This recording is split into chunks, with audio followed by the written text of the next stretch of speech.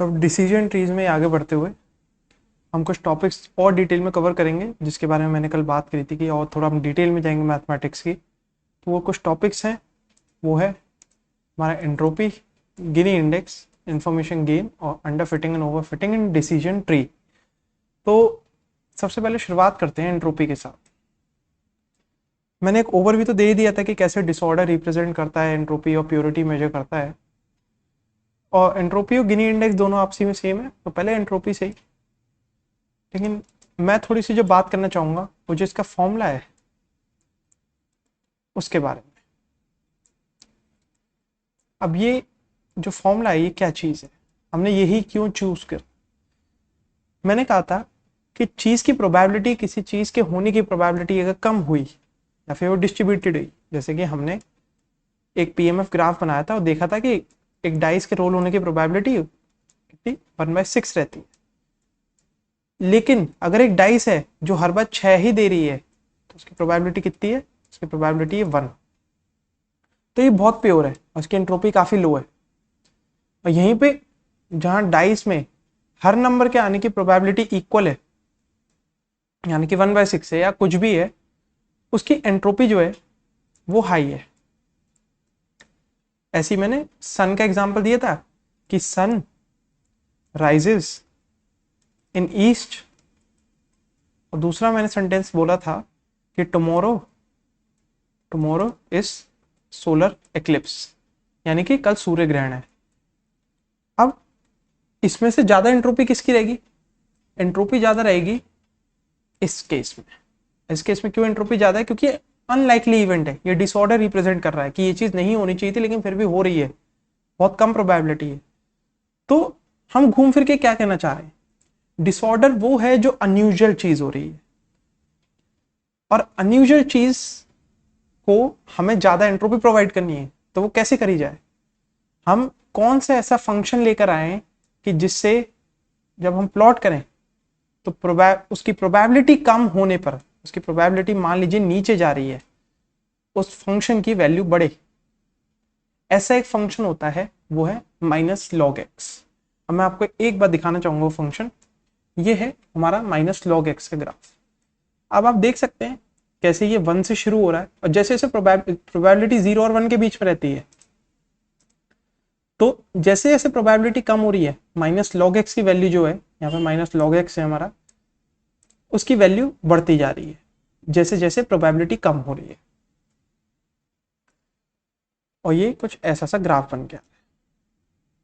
थोड़ा सा यहाँ पे गलती हो गई, ये इन्फिनाइटली ऊपर जाता है, ये ऐसे इन्फिनाइटली ऊपर जाएगा। अब यहाँ पे पी एक्स से हमने इसे मल्टीप्लाई, पी वाई से मल्टीप्लाई क्यों किया है, ये तो हम समझ गए कि भाई ठीक है, जितनी प्रोबेबिलिटी कम उतना डिसऑर्डर ज्यादा है, अनयूजुअल चीज हो रही है, एंट्रोपी ज्यादा हो रही है। तो यहाँ पे ये पी वाई कहाँ से आया? ये क्या करता है, असल में कंटेन करता है। हम कोई ऐसी चीज नहीं चाहते जिसकी प्रोबेबिलिटी 0.0001 हो और वो इन्फानाइट एंट्रोपी दिखा दे। हमें चीज चाहिए थोड़ी सी कंटेन्ड। कंटेन्ड यानी कि हम नहीं चाहते कि इन्फानाइट डिसऑर्डर हो जाए, क्योंकि बहुत अनलाइकली इवेंट होने की, कि भाई मैं एक इवेंट कह रहा हूँ कि सूरज फट जाएगा, उसकी है ना, कि सन ब्लास्ट हो जाएगा, इसकी प्रोबेबिलिटी कितनी है, इसकी 0.0001 है। तो इसको अकाउंट में थोड़ी ना लेंगे, हम इसको भी अकाउंट में नहीं लेना चाह रहे, हम इस चीज को भी अवॉइड करना चाहेंगे। तो इसको अवॉइड करने के लिए हम पी वाई से मल्टीप्लाई करते हैं ताकि वो थोड़ा इसे कंट्रोल में रखे। और वो कंट्रोल में कैसे रखती है? अभी तक हमने क्या ग्राफ देखा, अभी तक ग्राफ बन रहा था कुछ ऐसे, ये 1 से आ रहा था और ये हल्के हल्के जाके इन्फिनाइटली पहुंच रहा था ऊपर। अब यही चीज अगर मैं, ये है हमारा -log x, इसे मैं मल्टीप्लाई कर दूं x से, तो ये किसी और चीज में कन्वर्ट हो जाता है। अब वो देखते हैं, यहाँ पे -log x है, अब मैं यहाँ पे कर देता हूँ x से मल्टीप्लाई। तो आप देख सकते हैं ग्राफ हमारा किस तरीके से यहाँ पे चेंज हो गया है। और यहाँ पे वैल्यू क्या हुई है, थोड़ी सी कंटेन्ड हो गई कि भाई अगर प्रोबेबिलिटी इतनी है, कम है, तो ठीक है इसकी वैल्यू हाई रखो, लेकिन अगर बहुत ही कम हो रही है तो आप इसे निग्लेक्ट कर दो। निग्लेक्ट यानी कि यहाँ पे वैल्यू कम हो जाएगी इस पोजीशन पे। हम नहीं चाहते कि बहुत कम प्रोबेबिलिटी वाली चीज़ों को, जो जिनका सिग्निफिकेंस ही नहीं है, उन्हें बहुत ज़्यादा हम शय दे दें, उन्हें ज़्यादा जगह दे दें। हम चाहते हैं कि प्रोबेबिलिटी कम है, ठीक है, एंट्रोपी इंक्रीज हो रही है, लेकिन बहुत ही कम है, इसका मतलब हम उसे ज़्यादा शय देने की जरूरत नहीं है। तो उसे कंटेन करने के लिए हमारा जो फॉर्मूला आता है वो कुछ ऐसा आता है, log पी बाय। तो ये कहानी है एंट्रोपी के फॉर्मूले की। ये जो फॉर्मूला है हमारा एंट्रोपी का, वो इस तरीके से आता है, इस तरीके से बना है, और यही हम यूज करते हैं डिसीजन ट्री में। इसके बारे में हम बात कर चुके हैं, बस मैं थोड़ा सा डिटेल में देना चाह रहा था क्योंकि इंटरेस्टिंग चीज़ है ये। और मेरे पास मतलब मैंने कई जगह पढ़ा भी है कि एंट्रोपी वगैरह जो है वो ह्यूमंस में, वो सॉरी ह्यूमंस कह रहा हूँ, एआई में, आपका इमोशंस में भी यूज हो सकती है, इमोशंस क्रिएट करने के। कोई डिफरेंट टॉपिक है, अगर आपको इंटरेस्टेड हैं तो नीचे कमेंट कर दीजिए, मैं इस पर भी एक वीडियो बना दूंगा कि एंट्रोपी कैसे यूटिलाइज करी जा सकती है इमोशंस लाने के लिए एआई में। लेकिन फिलहाल के लिए अभी डिसीजन ट्री पे फोकस करते हैं।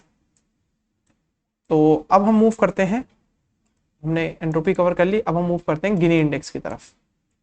अभी गिनी इंडेक्स क्या है भाई? एंट्रोपी तो एंट्रोपी, हमने देखा कि हाँ एंट्रोपी कैसे काम करती है। अब यही मैं फॉर्मूला अगर इस तरीके से लिख दूं एंट्रोपी का, वहां पे क्या था, समेशन पी वाई आई इंटू लॉग पी वाई आई, ये था, ये हमारा एंट्रोपी का था एच। और यही अगर मैं गिनी इंडेक्स का फॉर्मूला लिखूं तो वो कुछ ऐसा है। असल में होता क्या है, गिनी इंडेक्स भी सेम एग्जैक्टली सेम परफॉर्म करता है जैसे हमारी एंट्रोपी करती है, और बस फर्क ये है, गिनी इंडेक्स जो है हमारा डिफॉल्टली यूज होता है हमारी साइकिड लंग की जो भी लाइब्रेरीज रहती हैं डिसीजन ट्री की उसमें। लेकिन क्यों गिनी इंडेक्स, ये पी एक्स स्क्वायर वाले यूज होता है? पहले तो मैं ग्राफ दिखाऊं कि क्यों गिनी इंडेक्स यूज होता है। ये एक काफी अच्छा सा मेरे को यहाँ पे मिला है ग्राफ। ये हमारा एंट्रोपी का है ऊपर वाला, ये हमारा गिनी इम्प्योरिटी का है। तो गिनी एंट्रोपी भी एंट्रोपी सॉरी गिनी इम्प्योरिटी भी हमारा एंट्रोपी की तरह ही एग्जैक्टली परफॉर्म कर रही है, बस थोड़ा सा वैल्यूज का डिफरेंस है। लेकिन जो घूम फिर के जो हमें रिजल्ट्स चाहिए वो ये भी दे रही है। तो क्यों हमें गिनी इम्प्योरिटी लाने की जरूरत पड़ी ओवर एंट्रोपी? उसकी वजह जो है ना, वो थोड़ा कंप्यूटर साइंस के डेप्थ में आती है, और वो ये है कि जो log x है, इसके जो कंप्यूटेशनल कॉस्ट है, जो प्रोसेसर को टाइम लगता है और जो प्रोसेसिंग पावर लगती है log x को कंप्यूट करने में, वो काफ़ी ज़्यादा है हमारी x स्क्वायर को कंप्यूट करने से। तो सेम हमने एक फंक्शन लिया, हमने उसे स्क्वायर में कन्वर्ट करके सेम चीज़ें, सेम रिजल्ट्स निकाल लिए। तो गिनी इम्प्योरिटी कुछ नहीं है, वो यही है कि हमने सेम ग्राफ को बस प्लॉट करा है, बस डिफरेंट तरीके से, सिर्फ और सिर्फ कंप्यूटेशन कॉस्ट बचाने के लिए। क्योंकि आपने देखा कि एक डिसीजन ट्री जब बनता है तो उसमें काफ़ी ज़्यादा कंप्यूटेशन कॉस्ट जाती है। आप काफ़ी ज़्यादा ट्रीज और उसके नोड्स बना रहे हैं तो उसमें खर्चा होता है, और हर एक टाइम पे आप एंट्रोपी कैलकुलेट करेंगे, हर एक फीचर के साथ आप एंट्रोपी कैलकुलेट करेंगे। अगर 100 फीचर्स हुए तो 100 के साथ आप एंट्रोपी कैलकुलेट करेंगे, और हर लेवल पे करेंगे, तो उसमें कॉस्ट काफ़ी जाएगी। तो उस कॉस्ट को हम कम से कम करना चाहते हैं, टाइम को ज़्यादा से ज़्यादा बचाना चाहते हैं। तो ये एक हमारा यूटिलाइजेशन है गिनी इम्प्योरिटी का। तो हमने कर लिया गिनी इम्प्योरिटी भी। अब हम मूव करते हैं इंफॉर्मेशन गेन की तरफ, थोड़ा डेप्थ में इंफॉर्मेशन गेन पे भी जाएंगे।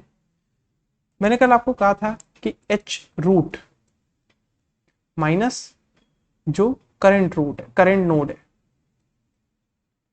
नोड करंट, मान लीजिए ये रूट है और ये हमारा करंट नोड्स है, इनके बीच का अगर हम डिफरेंस लेते हैं तो हम इसे कहते हैं इंफॉर्मेशन गेन। हमारी इंफॉर्मेशन गेन क्या है? इन दोनों के बीच का डिफरेंस।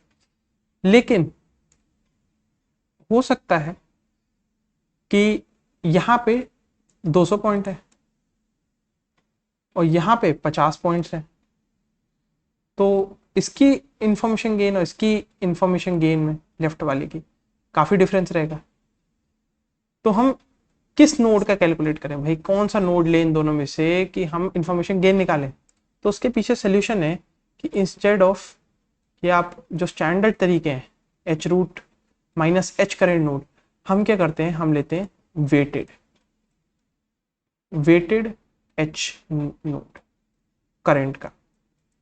वो कैसे लेते हैं, वो लेते हैं हम एच रूट माइनस ये जो लेफ्ट वाला है 200 अपॉन 700, क्योंकि टोटल 700 पॉइंट्स थे, इनटू ई लेफ्ट प्लस 500 अपॉन 50, तो ये तो नहीं, सॉरी यहाँ पे 250 आएगा, 50 अपॉन 250 इंटू ई राइट, और इसके बाद इसका मीन ले लेंगे। मीन तो ऑब्वियसली आ ही गया, 250 से हमने डिवाइड कर ही लिया है। तो ये हमारे पास वेटेड एंट्रोपी आई। अब इस वेटेड एंट्रोपी को हम रूट के साथ माइनस करके इंफॉर्मेशन गेन निकाल लेंगे, इंस्टेड ऑफ कि हम स्टैंडर्ड तरीके से जाए। तो ये वे रहता है, यही हमारे इंफॉर्मेशन गेन है, इसके ऊपर नीचे कुछ नहीं। और जरूरी नहीं है एंट्रोपी, आप गिनी इम्प्योरिटी ही exactly kind of default mode है, तो गिनी इम्प्योरिटी ही यूज करा जाएगा। तो एंट्रोपी की जगह गिनी इंडेक्स ही मान लीजिए उसे।